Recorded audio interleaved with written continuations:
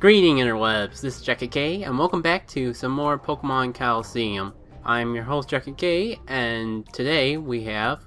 Cicabe OT1. Hi. Hello everyone. Hello.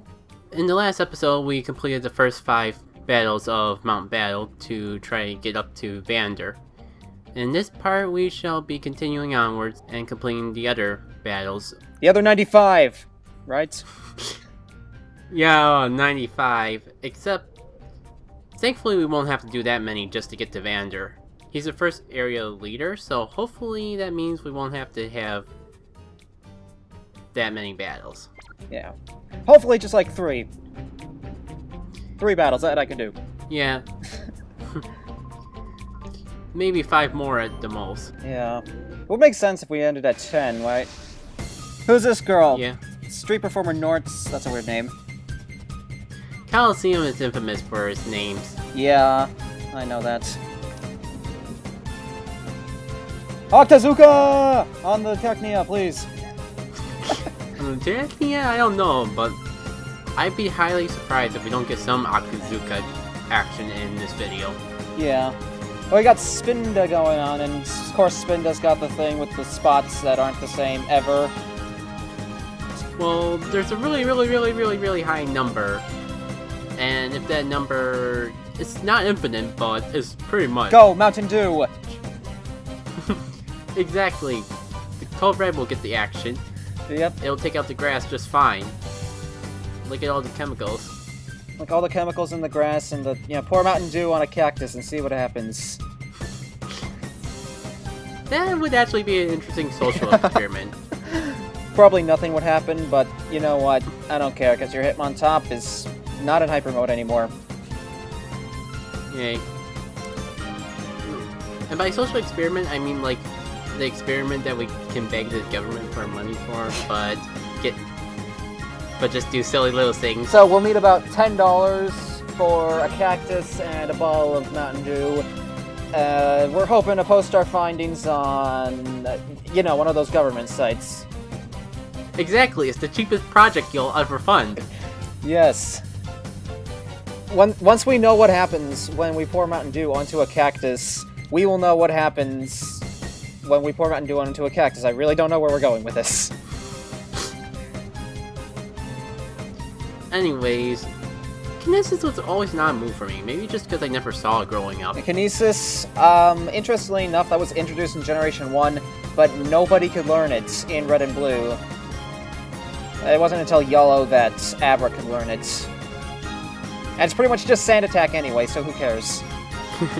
Exactly, it was just like, pretty much only the Kadabra family could learn it anyway, so I suppose no one really bothered to know that it existed. Yeah, especially those who don't have friends who can get an Alakazam by trading. Couldn't Kadabra learn it? I mean, it's just one of those moves that I only see on Kadabra. It is. It's a Kadabra exclusive, or Abra line exclusive, whatever. Yeah, because Abra doesn't really learn Teleport or anything. I don't know why I was questioning if a Kadabra could learn it or not when it was using it in this very battle. Yeah. Oh, and speaking of things that are very obscure, there's an ability that was only in Generation 3. It's called Cacophony, which is pretty much the same thing as Soundproof. Nobody had it, and it's not even in the code of Generation 4, so that's pretty much a waste of an ability right there. Yeah, maybe it's just like something from the beta. Yeah. Maybe Whismer was supposed to have it, but then they gave it Soundproof instead. Sounds fair enough. That's one battle down. Nobody would pay to see my what now? Probably no one would pay to see my show anyways. Yeah, because she's a freak. Poor girl. She turned to crime when her showbiz act didn't catch on. Story that we're all too familiar with in the world of Pokemon. Wag? Wag? Oh, I thought you were talking about the store being Wag. No, I was talking about a story that's all too familiar to us in the world of Pokemon. Oh, duh. Vibrava. I love Vibrava. I love Flygon. I love Vibrava. Yeah, I really love Vibra. Call Vibrava! I was trying to say Flygon and Viagra in the same sentence. It happens way too often. Did you just say Viagra? Vibarbara? It kind of sounded like you said something else. I don't know if that's something that you would normally censor, I'm sorry, but... No, let's not. Yeah, whatever. Let's just move on. Yeah, let's just move on. Neurarigle's down again. It's just so hard to raise other level Pokemon. Yeah, use Yanma. Too bad it doesn't evolve into Yan Manga in this generation. No. I'd probably actually use it on my team if it did. But I got, like... Seems like I have so many underrated Pokemon on my team already. Yeah. Or, like, Pokemon that would be hard to use. Yeah, such as Octillery or Sudowoodo or Hitmontop. Yeah, Sudowoodo and Hitmontop aren't full party members, they're just in because they're Shadow Pokemon. Alright. Though, like, Sudowoodo's gonna be there until I get my final party member, I believe. I see. Also, Jumpluff, that's kind of a choice that not many people would make, because it's kind of frail and it's got a vulnerable typing. Yeah. But I understand they're using it for the sleep powder. That's actually pretty smart. Yeah. Very useful for a game where you're snagging Pokemon from the trainers. Yeah. Where the main goal is to catch them all, and it's actually doable. So this is probably going to be the second last battle of the video. So it kind of makes me wonder why it takes so long. Probably because I actually didn't speed it up. Because she actually looks different. She actually looks like she's part of an evil organization. Evil! The purest of evil. With the dark types and the ghosts is just haunting around. Ghosts! Yeah, it just screams ominous, doesn't it? Ominous, with dark types and ghost types. Go to sleep, and good night. May your thing in your eye sockets not move anymore. Yeah, it like vanishes, I was just about to say. Yeah. Where did it go? It went bye-bye. And here comes Octazooka! Come on, that's just smokescreen that does water damage. That's lame. Well, it's not even a full smoke screen. Yeah. It's like trading off the power of Hydro Pump in exchange for the possibility of lowering accuracy. But you're also trading off a little bit of your own accuracy at the same time, I think. Yeah, I think so. Scald's actually also another really good water move. It's not until Gen 5 that it's made, but it can burn. Yeah, a water type move that burns is pretty revolutionary. Yeah, because before then there were only like mostly fire type moves and Tri-Attack and anything else. Oh yeah, there was Tri-Attack. Yeah, Tri-Attack can burn, most fire type moves can burn, obviously Will-O-Wisp can burn. I always thought that Will-O-Wisp should be more of a ghost type move because it's mostly ghosts that learn that, and also Vulpix, but mostly ghost types. And it does have a spiritualistic looking name. And does have a spiritualistic looking name, and Failloon gains to level 43. This woman's from Team Rocket. She's using a coughing, that means she's from Team Rocket. Precisely? Gotta be. Gotta be, exactly, Cicabe. Cicabe! And now this thing's gonna sleep while still somehow staying in the air. I don't know. Well, it probably stays in the air because it's gas. Maybe. I also always thought that coughing should be like poison rock type. Because it looks like it's rocky. Well, that's kind of weird because like the insides of it is all like toxic gas. Yeah, like there's actually a ROM hack where they introduced a gas type, and I believe coughing was part gas. Oh wow! I mean, there are a lot of Pokemon ROM hacks. Like the other day, I saw this thing called Momon, and apparently it replaces all the Pokemon with like half human, half Pokemon versions of themselves, or Jijinkas. It was really weird. I mean, I don't know what else they changed about the game except for the sprites, but it was still weird enough on its own. Yeah, we don't really see too many of these people in the uniforms, so I guess that's another reason I left it in. It's kind of like mini-boss. Mini-boss? Even though there's not really anything... There's not really much Pokemon-wise that makes her stand out more than the other boobs. And obviously she doesn't have any Shadow Pokemon because she's used them all and none of them are Shadows. Yeah, precisely. But she's got a Kirlia, and I like Kirlia. Yeah, Curlia's Do alright. you think Kirlia's gonna be retconned as a Psychic Fairy type, or no? I was just about to ask the same thing. I mean, maybe not, because maybe the reason they're thinking Gardevoir is fairy is because of, like, the hairbands that Gardevoir has kind of, like, looks like fairy wings. I don't know, maybe Curlia's headbands can kind of make you think of fairies as well, though. Maybe, but also maybe not. I'm guessing that since Gallade exists and that's psychic fighting, probably not, but still, yeah, I wouldn't... You can theorize about it. I'm done. Yeah, I wouldn't be surprised if they didn't change Curlia's type, though. Because if you're gonna retcon one of the evolution lines as fairy, I guess Gardevoir would make the most sense. Yeah. Also, I haven't really announced that Wigglytuff and Azumarill are going to be part fairy types, but they probably are. I mean, I wouldn't be too surprised. I don't even think they ever bothered to announce the most obvious one of all. Clefairy! I was just watching a comic, even though comics are things you read more than watch. But point is, I actually saw one that talked about the fairy types, and it just... The punchline was Clefairy flipping a table.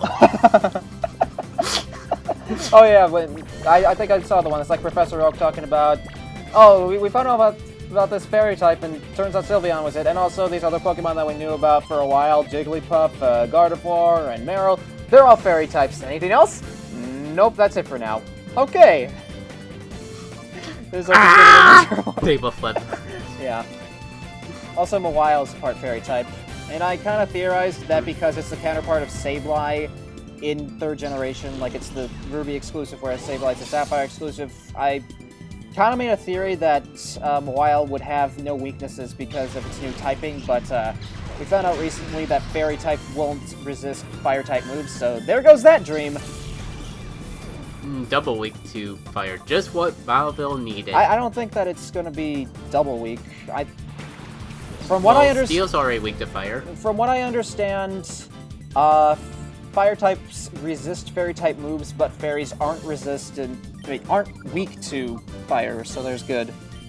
There's good. There's good. Grammar. I'll have to look that up later because I honestly have not been keeping good track of 5th gen, but I haven't heard anything new about the details of what fairy types are strong and weak against. I'm still on the fact that they're strong against Dragon, and that's all we really officially know. And that's true. Some theorize that Fairy is also going to completely resist Dragon. I doubt it, but again, I can't really, say it's false because we don't know yet. True. I mean, a lot of the Fairy types they're introducing are kind of low in stats, so if they completely resist the Dragon type moves, that could give them a bit of an advantage that they wouldn't have if they just resisted. Well, Sylveon... Because the Dragon-type moves would still be pretty strong, because dragons themselves tend to be more powerful. Yeah, well, Sylveon is an evolution, so... evolutions always have a very specific distribution of stats, like one of them is 130, one of them is 110, and one's 90, and the rest are around 60 or 65, so... Sylveon probably would have the stats to help it, even when not going up against a dragon, so there's that. General rule of thumb, whenever it cut away, artillery needs to be healed. And only artillery, none of your other party members. Yeah, but they get healed anyway, so I'll take the bonus. We'll take a bonus. Ferret! I'm actually using a ferret in my Heart Gold file for the lulz. Oh yeah, that's pretty cool. Oh, this guy's gonna be a bit of a troll. Troll. He's going to dislike and thumb down and leave nasty comments, blah blah blah blah blah. Oh please. This guy's got a lot more of a burden to share with us. He's having suppressed issues. I'm angry at you, so I'm gonna have my Geodude float in front of you. Can you see where it's going? He's gonna have rock types. No. 2 Geodudes. A Golem, or a Graveler. Oh, you'll just have to see. I honestly don't remember this fight. It's actually one of the few Pokemon games I've never beaten. I beat XD, but I did not beat this game. Yeah. Funny enough, normally... Oh, here it comes. They all know self-destruct. Okay, well, this guy's gonna go down fast, right? Yeah, but Dorati's not going to get any of the experience. Dang it. I had an interesting experience in my Silver Let's Play where I fought a Team Rocket Grunt that had only one party member. I think it was a Graveler, or maybe it was a Coughing or a Wheezing, I forget, but very first turn of battle they used self-destruct. I'm not surprised. Yeah, well... Let's send out the guy who will resist the explosions, at least. Sudowoodo, well, he's the only one who can, of your party member that... Only party member that resists. Yeah, and Himitot does have Intimidate, so that should help too. Yeah. Ooh. And let me guess what the other Geodude does. Because it's still gonna be his turn. Yeah, I knew it. You're an idiot. Baron. You self-destruct a lot. You should be thankful, dude. Your Sand Slash might not survive if that Intimidate didn't come into play. Yeah. I can only imagine. Use Block. When it's his only Pokemon. Yeah. That reminded me all, I never asked you the things I normally ask people when they code com. Like, what are you doing on your channel at the moment? And because this is Pokemon Colosseum, what's your general experience with Pokemon and this game? Well, I just finished a 3-heart Let's Play of Legend of Zelda Twilight Princess, and for the moment I'm actually taking a break from making Let's Plays. For those who don't know, I record Let's Plays in a different manner than most other people. I use a camera, and that's why I'm taking a break right now. I'm going off to college soon, and I'm making a decision that I'm not really going to do any more camcorder Let's Plays. I'm only going to continue if I do get a capture card. Anyway, Pokemon. I like Pokemon. I have a typical story where I'm one of those people who thought I was too old for Pokemon, but then I got back into it. Thanks to Grand Pyromania, actually, in his Fire Red Let's Play. Interestingly enough. Let's see. This game, I remember playing this game, and I remember thinking it was fun, but I never got around to beating it because I thought it was too hard. And I played XD. I liked that better, mostly because you could save everywhere you wanted. Yeah, I agree. I played both all the way, but I tend to favor Pokemon XD more. And I've actually beaten XD thanks to like a player's guide that I got. I also thought it was kind of cool that you got to see Bonesley before Generation 4 came out. Mm-hmm. You didn't get to actually use it, which is suck. Yeah, and I believe there was one other, but I can't remember. Oh, Munchlax was also introduced before Gen 4. Oh yeah, Munchlax. I hate to interrupt, but we're on the screen, which probably means that at the end of the video, the anonymous guy in the background is battle number 10, but he's going to be for the next episode. Because he's a boss! Precisely. Okay. Anyway, thanks for having me, Jacket. It's been lots of fun. I love doing co-commentaries. No problem. Thanks for covering me in the lack of co-commentary and that. You're welcome. Okay, this is Jack K. And this is Cicabe OT1. And next time, we will take on the boss. Bye!